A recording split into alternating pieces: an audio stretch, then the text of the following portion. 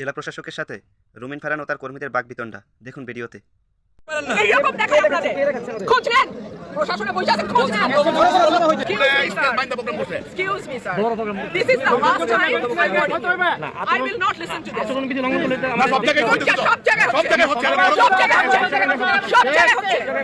আপনি পারলে থামাই দেন। আজকে আমি ভদ্রতা কিছু করতে পারেন না। এইরকম দেখায় আপনাদের খোঁজ নেন, প্রশাসনে বসে আছে, খোঁজ নেন।